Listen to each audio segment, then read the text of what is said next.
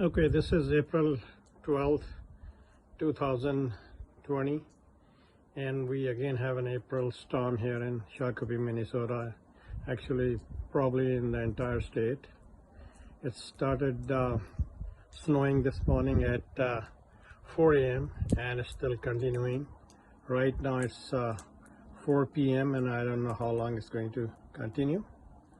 So this has been like this from the past about few years, that in April that comes a big storm and dumps a lot of snow.